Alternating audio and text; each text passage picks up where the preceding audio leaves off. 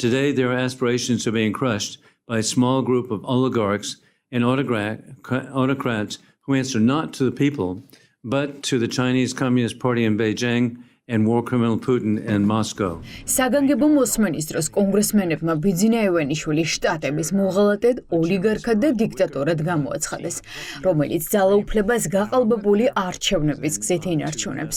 ამ ტერმინებს შტატების კონგრესში პუტინის და ლუკაშენკოს მიმართ იყენებენ.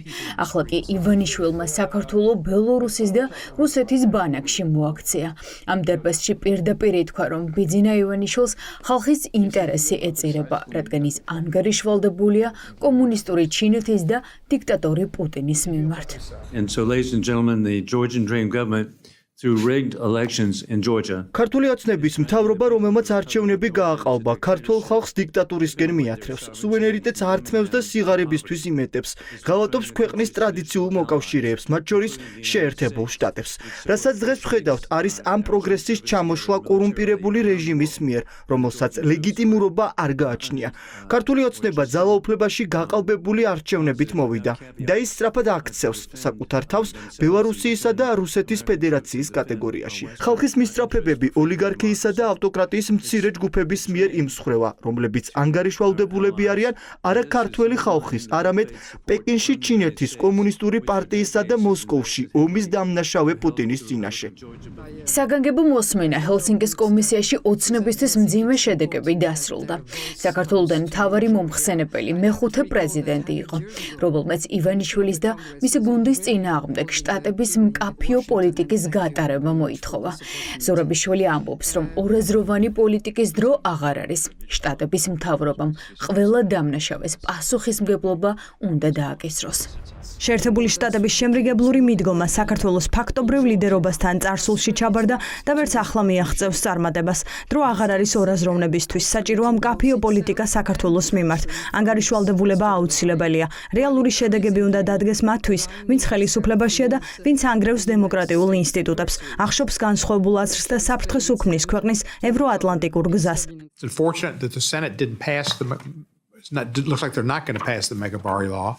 And there were some problems over there. ეს განცხადება კომისიის ხდომაზე დემოკრატმა სტივ კოენმა გააკეთა. მეგობარი აქტის თანაავტორი სენატორი უკმაყოფილოა იმით, რომ ხალხის დახმარების აქტის დაბლოკვას ბიძინა ევანიშვილთან გარიგებული ერთი კონგრესმენი ცდილობს. Of course, we saw Russia, I think it was just a little bit before that when Russia... რუსებმა საქართველოს ნაწილი დაიპყრო და კვლავ გააკეთებს ამას, თუ შესაძლებლობა ექნება. თან ახლა მოკავშირე ყავთ, იქ ბატონი ივანიშვილის სახით, ასე რომ უფრო მარტივია დაპყრობა შიგნიდან. სამწუხაროა, რომ სენატმა არ მიიღო და არ მიიღებენ მეგობარ აქტს, რაღაც პრობლემები იყო. მაგრამ ბატონი ჯო იულსონი მართალია, იმდენად დიდი უმრავლესობაა დემოკრატები და რესპუბლიკელები ორპარტიულად უჭერენ მხარს კანონ პროექტს და ეს თითქმის გაუგებარია. და იქ როგორც ჩანს, ერთმა ადამიანმა შეძლო მისი ჩაკვა და გასაოცარია, რომ ეს მოხდა, რატომ მოხდა, არ მესმის.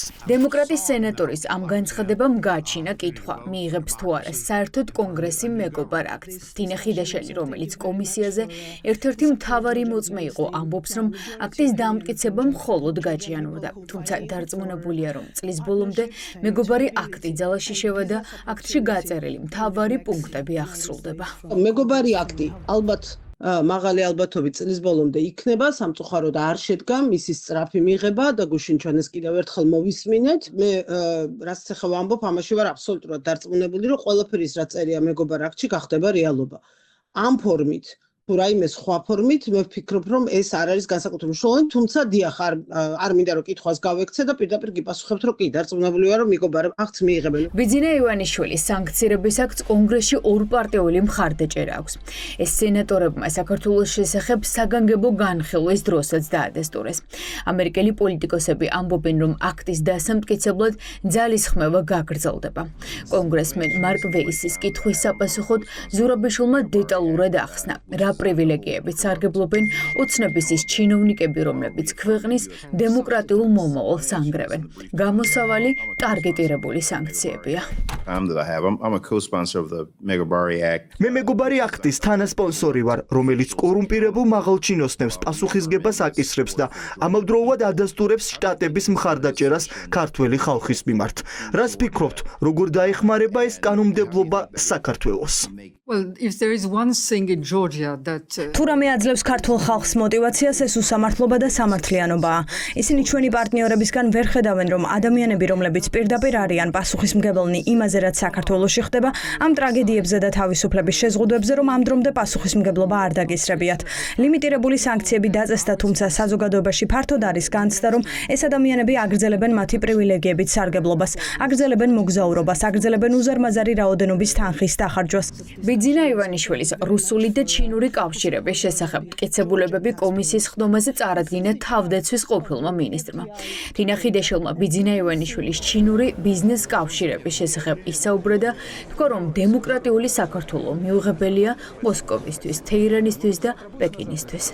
თავისუფალი დემოკრატიული დასავლეთზე ორიენტირებული საქართველო მიუღებელია მოსკოვისთვის, თეირანისთვის და სულ უფრო პრობლემატურია პეკინისთვის და სამწუხაროდ დღევანდელმა მმართველმა პარტიამ ქართულმა ოცნებამ აირჩია გზა, რომელიც ამ ავტორიტარულ რეჟიმებს ემსახურება ნაცვლად წინააღმდეგობისა.